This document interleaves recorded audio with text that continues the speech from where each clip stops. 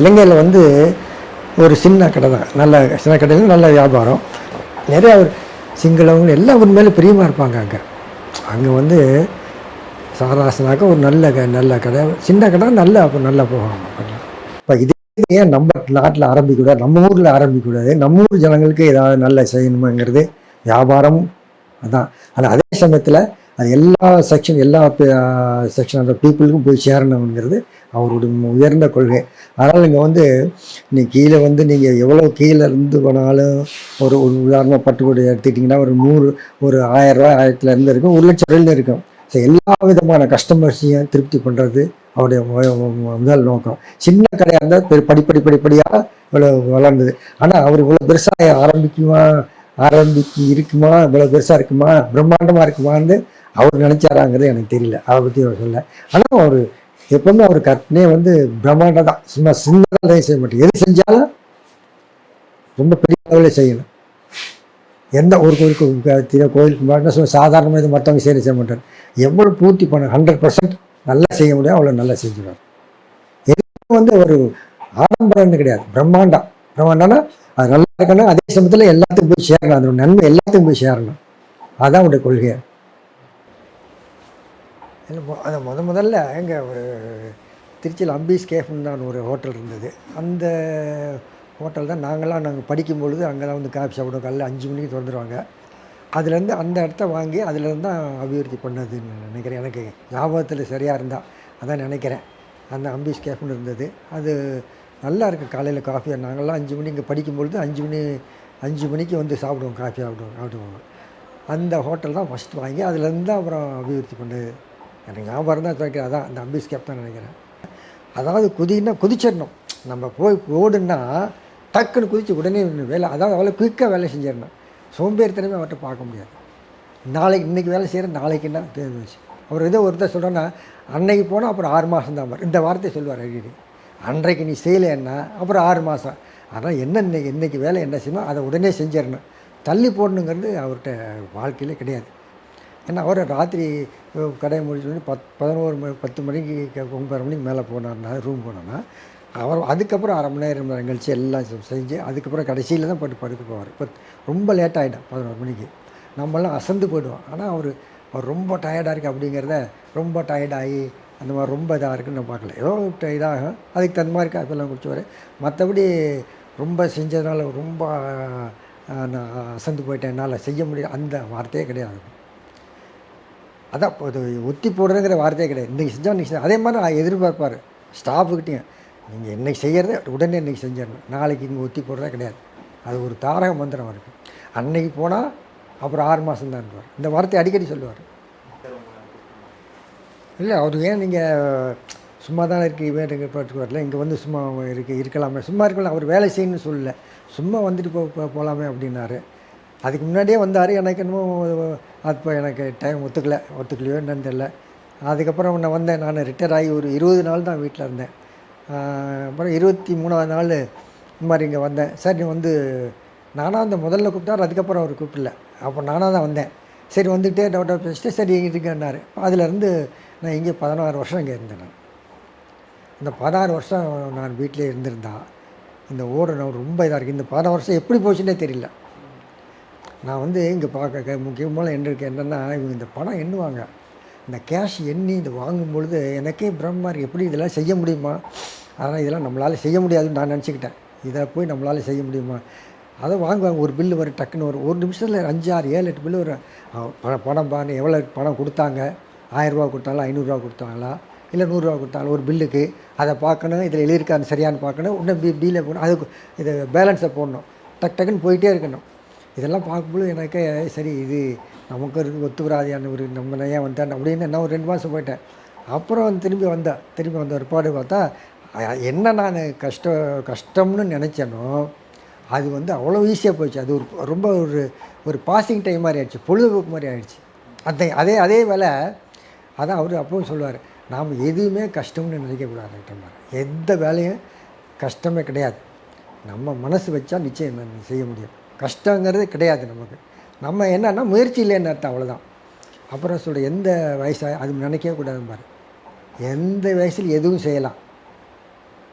அந்த மனசில் அந்த நினைவே கூடாது. எந்த வயசில் எந்த நேரத்தில் எதுவும் நீங்கள் சாதிக்க முடியும். உங்களால் முடிஞ்சதை ஃபிசிக்கலாக முடிஞ்சதை கண்டிப்பாக சாதிக்க முடியும். அது நான் நேரம் பார்த்துட்டேன், அது நான் அனுபவத்திலையும் பார்த்துட்டேன். ஏன்னா நான் எதை நினைக்க முடியாதுன்னு செய்ய முடியாதுன்னு நினச்சனோ அதை ஒரு நிமிஷம் பில்லை வச்சுட்டு அங்கே எக்ஸ்பீரியன்ஸ்டு கேஷர் பையனும் சொல்லுவாங்க, என்ன சார் இப்படி சரிங்கன்னு. அது முதலாளியும் என்னுடைய பையன் அமெரிக்கா வந்து போய் சொல்லியிருக்காரு, ரிட்டர்னாக இப்படிப்பட்டு நான் செய்ய நல்லா துடிப்பு வேலை செய்கிறத ஆச்சரியமானு சொல்லியிருக்கார். இப்போ அதை என்றது புட்டுனா அது எனக்கு அடுத்த எக்ஸ்பிளைன் வருது. நானே இம்ப்ரூவ் பண்ணிட்டேன். அது நானாக இம்ப்ரூவ் பண்ணுறதில்ல, நமக்குள்ளே சக்தி. ஏன்னா நமக்கு சக்தி இருக்குது, ஒவ்வொருத்தருக்கிட்டையும் உள்ளே ஒரு சக்தி இருக்குது. அது வந்து தேவைப்படும் வெளியே வரும். அதை நம்ம பயன்படுத்திக்கணும், முயற்சி செய்யணும். முயற்சி செய்யலை இல்லை நம்மளால் முடியாதுன்னு போட்டு நிச்சயமாக முடியாது. இல்லை நான் அந்த இங்கே வந்த 16 வருஷம் சும்மா தான் இருந்திருப்பேன். இல்லை கிளப்புக்கு போவேன், அங்கே போவேன். இல்லை ஒன்று நான் ஓப்பனாக நான் சொல்கிறேன், ஏன்னா எல்லோரும் செய்கிறத கிளப் போய்ட்டு அங்கே போய்ட்டு இருந்தேன். எல்லாம் அந்த 16 வருஷம் அவ்வளோ யூஸ்ஃபுல்லாக இருந்தது, ரொம்ப நல்லா இருந்தது. அந்த போனதே தெரியல எனக்கு அந்த 16 வருஷம்.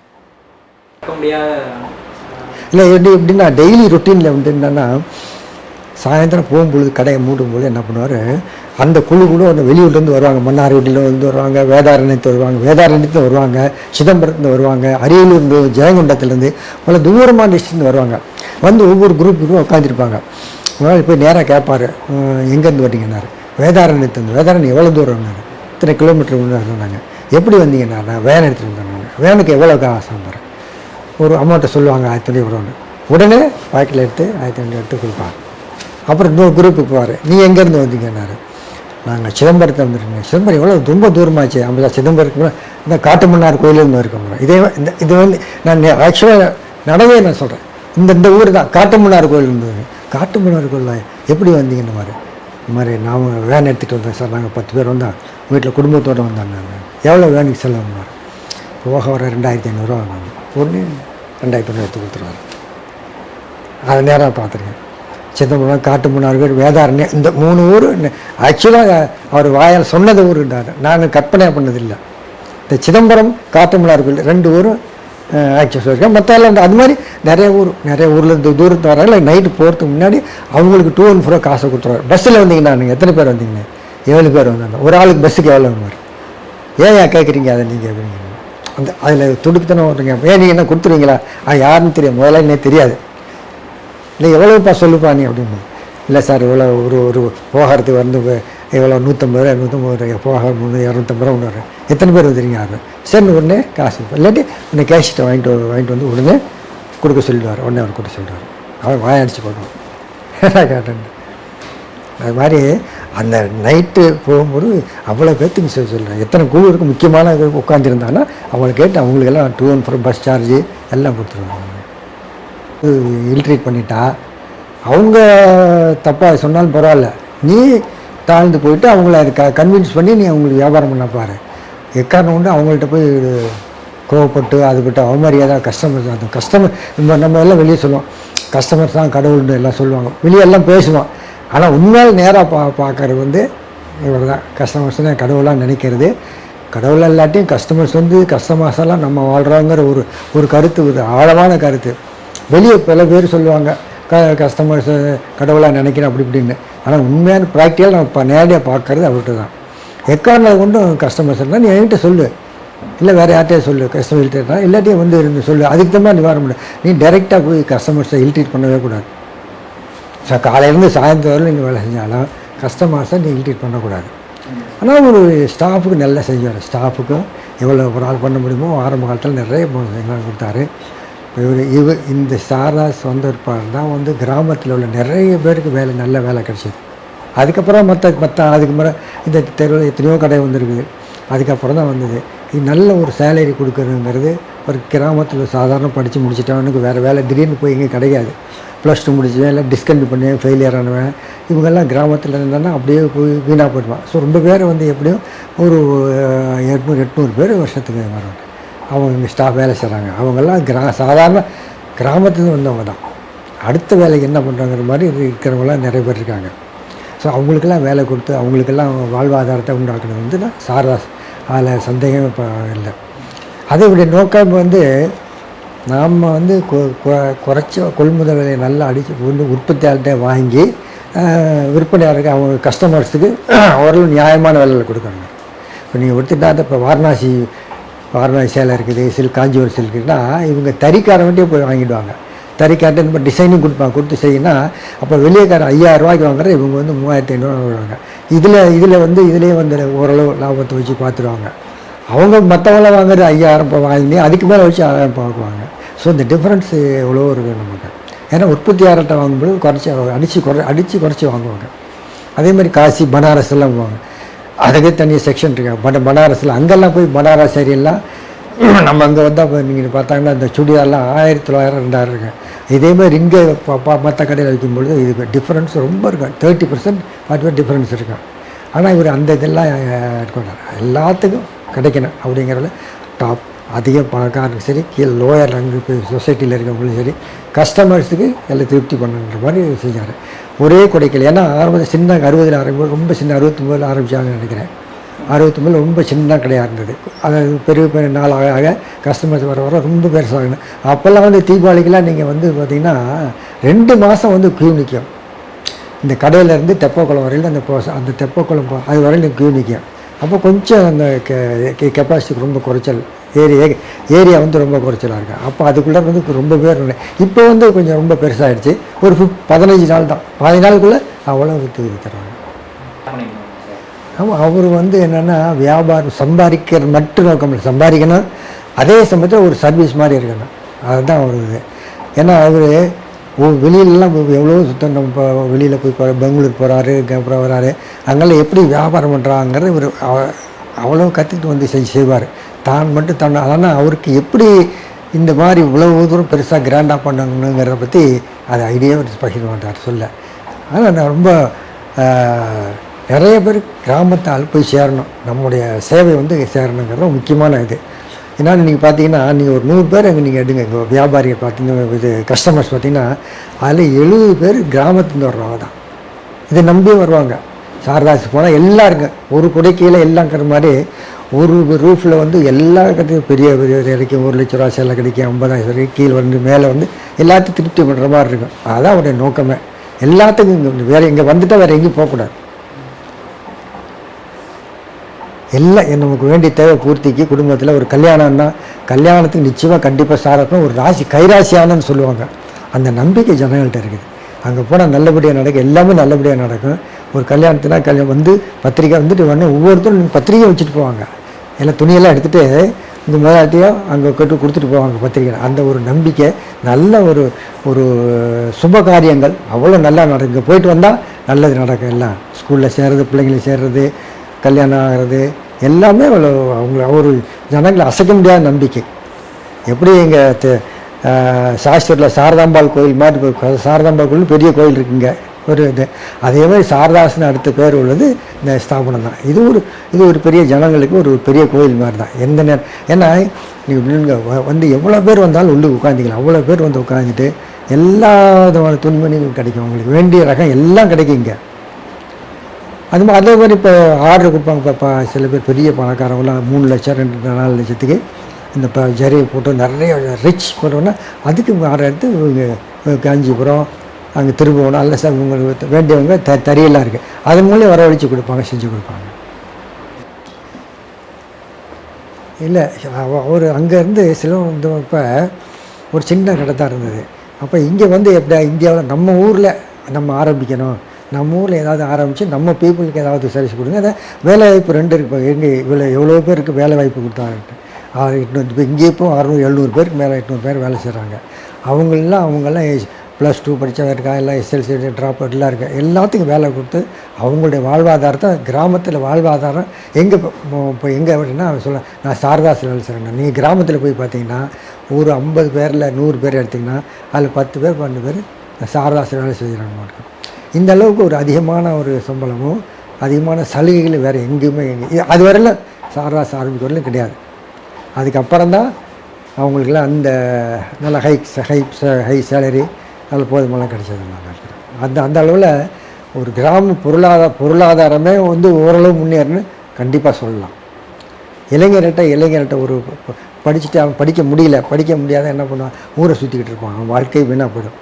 அப்போ இங்கே சாராசில் சேர்ந்தப்பாடு அவனுக்கு நல்ல வருமானம், அவனுக்கு நல்ல சாப்பாடு இடத்தை கொடுக்குறது, வேலை செய்யணும், உழைப்பு உழைக்காமல் இங்கே இது பண்ணவும் முடியாது. அவரும் உழைப்பார், முதலாளியாக இருப்பார். காலையில் 9 மணிக்கு வந்தார்னா ராத்திரி 11 மணி வரையும் உழைப்பார். எங்களில் பிரமிப்பாக இருக்குது, எப்படி தூங்காமல் உழைக்கணும்னு. ரொம்ப தூங்குறாரா தூங்காதாங்கன்னு நமக்கு தெரியாது. பணியாரில் பற்றி அவ்வளோ எந்த விதமான கம்ப்ளைண்ட் வரக்கூடாது. அவங்களுக்கு சாப்பாடு, அதாவது இதில் என்னென்ன சாப்பாடு, என்ன முதலில் சாப்பாடு சாப்பிட்றாரோ, என்ன அரிசி போடுறாரோ அதே அரிசி தான் அவங்களுக்கு சிப்பந்திங்களுக்கு, பணியாளர்களுக்கு. இங்கே போடுற அதே அரிசி தான் அங்கேயும் அவர் முதலாளி சாப்பிட்றது தான் அவர் அங்கேயும் அவங்களுக்கு. இவங்களுக்கு வித்தியாசம் கிடையாது. அதே சமையல், ஒரே சமையல் தான். அவருக்கு என்ன சமையல் முதலாளி கொஞ்சம் குலைவாக இருக்கணும் அவருக்கு ஜீரணத்துக்கு. மற்றபடி இவங்களுக்கு என்ன சாப்பாடோ அதே தான். வேறு சாப்பாட்டில் அரிசியில் டிஃப்ரென்ஸே கிடையாது. சாப்பாடு எல்லாம் அவங்க சாப்பிட்ற அந்த அதே அரிசி தான் பணியாளர்களுக்கு அதே தான். சமையக்காரன் இத்தனை பேருக்கு நல்லா சமைக்கணும்.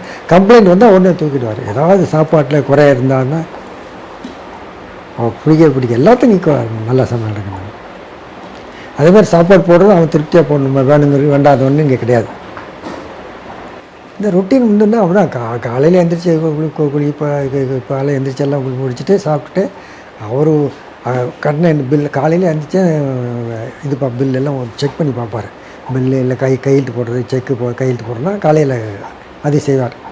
காலையில் செக்கில் கையெழுத்து போடுறது, மற்ற இது வெரிஃபை பண்ணி பார்க்குறது எல்லாம் காலையிலையும் செய்வார். காலையிலே எழுந்திரிச்சிடுவார், 5 மணிக்கு எழுந்திரிச்சு செய்வார். எப்படி இப்போது நாள் முழுதும் அவர் உழைப்பிச்சுட்டு அதே மாதிரி ராத்திரி 10 மணி வரையில் அப்படியே ஃப்ரெஷ்ஷாக இருக்கும். இப்போ நமக்கெல்லாம் கேஷில் உட்காந்து அப்படியே ஆடிடும். என்னால் கேஷில் உட்காந்து 2-3 மணி நேரம் ஆனால் கொஞ்சம் அசதி வந்துடும். அவங்களுக்கு அந்த அசதியை களைப்புங்கிறத பார்க்க முடியாது. ஏன்னா அது ஆரம்ப காலத்துலேருந்து உழைப்பு தான். அதாவது செய்யணும், உடனே செய்யணும், ஜம்ப் பண்ணணும், உடனே அடுத்த செஞ்சு முடிக்கணும். அது வரலும் தூக்க முடியாது. இல்லை அவரும் செய்வார், மற்றவங்களும் எதிர்பார்ப்பார். ஏன்னா எல்லோரும் போக முடியாது. அப்போல்லாம் சொல்ல காஞ்சிபுரம் போகிறாங்க, திருவண்ணாமலை போகிறோம், அங்கே போய் கும்பகோணம் போகிறேன், எல்லோரும் போயிட்டு வர்றதுங்கிறது ரொம்ப சிரமமான காரியம். ஒரே ஒரு ரூஃபில் ஒரே ஒரு குடையின் கீழே இருக்கிற மாதிரி ஒரே இடத்துல எல்லாம் உங்களுக்கு பட்டு துணியிலேருந்து கீழே துணி ஷார்ட் வேஷ்டி, சாதாரண வேஷ்டி துண்டிலேருந்து 50,000 60,000 70,000 1 லட்சம் வரையிலும் உள்ள காஸ்ட்லிக்கு எல்லாம் ஒரே ரூமில் கிடைக்கிறதுனால ஜனங்களுக்கு இப்போ அலைய வேண்டியதில்லை, எங்கேயும் போக வேண்டியதில்லை. கோயில் நிறைய இப்போ மலைக்கோட்டையிலே இப்போ 1999 2000 ஈடுபட்டார்.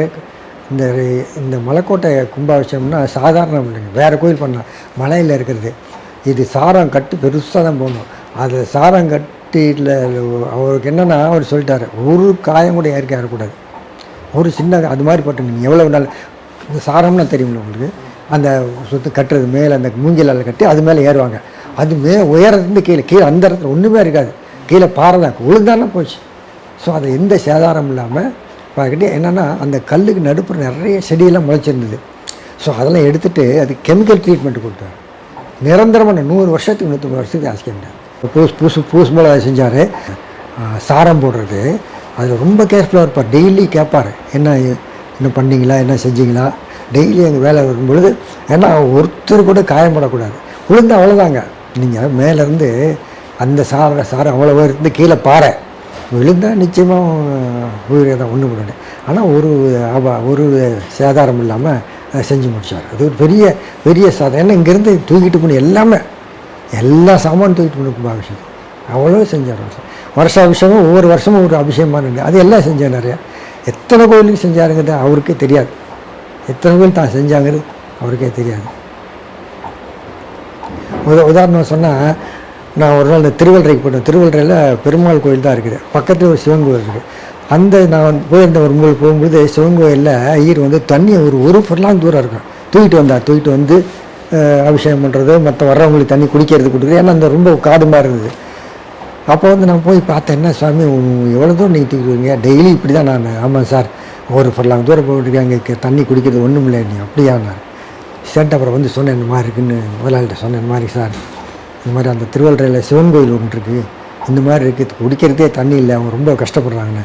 அப்போ என்ன பண்ணலான்னாரு, நீ போர் போட்டு ஒன்று ஏர் போடுறாங்க. உடனே போய் ஒரு வாட்டர் டிவைனர் கூட்டிகிட்டு போய் பார்த்தேன். 2 இடத்துல போட்டேன், போர் போட்டேன். ஒரு இடத்துல போட்டேன்னா அது ஒரு 60 80 90 பீச்சு அடிச்சிட்டு நல்லா இன்னும் அங்கேயே போட்டு பவர்லாம் சப்ளை வாங்கி அந்த கோயிலுக்கும் பக்கத்தில் உள்ள கோயிலுக்கும் அங்கே பக்கத்தில் ஒரு கிராமம் வந்து அந்த ஒரு 40 பேர் 40 குடிசை அங்கேருந்து ஒரு பைப் போட்டு அவங்களுக்கும் எடுத்துக்கிட்டாங்க. அந்த அந்த முருகன் கோயிலேருந்து அந்த தண்ணியை அவங்கள எடுத்து யூஸ் பண்ண சொல்லிட்டாங்க. ஸோ ஒரு ஒரு சின்ன ஒரு வார்த்தை தான் இந்த மாதிரி கஷ்டப்படுறாங்க, அந்த ஐயர் கஷ்டப்படுறாருன்னா அதுக்கப்புறம் தெரியும் அந்த 40 குடிமக்கள் அங்கே இருக்காங்க பார்க்கலாம், அவங்களும் ரொம்ப கஷ்டப்பட்டாங்க. அந்த ஏரியில் தண்ணி வந்து வரும், எல்லாத்தையும் போர் போட்டு எடுத்தாகணும். போட்டு கொடுத்தோன்னா இல்லை இப்போ தண்ணி எல்லாத்துக்கும் போகுது தண்ணி. அந்த 40 பேர் இந்த 2 கோயிலுக்கும் இப்போ முருகன் கோயிலுக்கும் இந்த சிவன் கோயிலுக்கும் தண்ணி ஏற்பாடு பண்ணி கொடுத்து நல்ல விதம் தண்ணி வருது. ஸோ அது மாதிரி அவர் எத்தனையோ கோயில் பண்ணியிருக்காரு. அதுக்கு கும்பகோணம் பக்கம்லாம் நிறைய கோயில் பண்ணியிருக்காங்க. பக்கம் நெடுங்கலாம் ரொம்ப 2 திருநெடுங்கலாம் அது 2 தடவை 3 தடவை பண்ணிட்டாரு. அவர் சொந்த ரோமாந்துக்காரங்கள எல்டர்ஸ் எல்லாம் வயசானவங்கள திருப்பதி, திருவண்ணாமலை, காளஹஸ்தி 3க்கு ஒரு பஸ் எடுத்து அனுப்பிச்சாங்க. அப்புறம் ஒரு 10 வருஷம் வந்து சிதம்பரத்தில் டெய்லி நடத்தினார். சிதம்பரத்தில் ஒரு 3 நாள் விழா மாதிரி சாயந்தரம், வெள்ளிக்கிழமை சாயந்தரம்னா வெள்ளி சனிக்கிழமை 3 நாள். அந்த சாயந்தரம் அபிஷேகம் வந்து 25 கிராமத்துலேருந்து வந்தாங்க. 25 கிராமத்துலேருந்து 25 பஸ்ஸு. ஒரு பஸ்ஸுக்கு 50 பேர்னு வச்சுக்கோங்க. அவ்வளோ பேர் அங்கே 2-3 மண்டபம் கல்யாண மண்டபம் எடுத்து இங்கேருந்து சமயக்காரன் முதல் நாள் போயிட்டு எல்லாத்துக்கும் 2 நாள் கோயிலில் தரிசனம் பண்ணி கோயில் சுற்றி உள்ள கோயிலெலாம் காமிச்சு அனுப்பிச்சாங்க. அது மாதிரி ஒரு 2-3 வருஷம் 3 நாள், அப்புறம் 2 நாள், அப்புறம் ஒரு 10 வருஷம் ஒரு நாள் விழாமணி நடத்தினாங்க. ஸோ அது அங்கே சிதம்பரம் அந்த கோயில் பார்க்காதவங்க நிறைய பேர் போய் பார்த்து வந்தாங்க. அவங்க செஞ்சாங்க. நம்மளால இங்கே வேறு யாரும் செஞ்ச மாதிரி எனக்கு தெரியல. இல்லை அங்கேயே சொல்ல மாட்டேன். கொழும்பில் நான் போனேன், ஏப்ரலில் போயிருந்தேன், ஒரு டூர் போயிருந்தேன். அப்போ ஒரு அந்த கொழும்புல கப்பிதாவத்தன்னு ஒரு கோயில் மேலே இருக்குது. அது ரோடு இவர் தான் போட்டாராம். அவர் வந்து சொன்னார், முதலாளியே சொல்லியிருக்கார், நான் பின்னாடி எப்படி செய்யணும் எப்படி இதுங்கிறத ஒரு கற்பனையாக சொல்லுவார். பின்னுக்கு நான் அவரே சொல்லிக்கார், இந்த மாதிரி இந்த கோயிலெலாம் நான் செய்கிறேன், எல்லோரும் கேட்பாங்க பின்னாடி செய்வாங்களா, நான் அவரே நான் வந்து பின்னாடி செய்வாங்களா அப்படின்னு நான் நினச்சும் பொழுது, ஆனால் எனக்கு ஒரு நம்பிக்கை என்னோட அதிகமாக இருப்பாங்க அப்படின்னு தான் எனக்கு நம்பிக்கைன்னு சொன்னார். என்னை விட கண்டிப்பாக டபுள் மடங்கு நிச்சயம் என்னை விட அவங்க இப்போ வர்றவங்க நல்லா செய்வாங்க அப்படின்னு சொல்லுங்க. எது கோயிலை பொறுத்தவரை, எது பொதுவாக கோயிலை பொறுத்தவரை சொல்லுவார், என்னை விட நிச்சயமாக அவங்க நல்லா செய்வாங்க அப்படின்னு தான் நான் நம்புகிறேன் அப்படின்னு சொன்னார். அவருக்கு அந்த நம்பிக்கை இருக்குது, அசையாத நம்பிக்கை இருக்குது.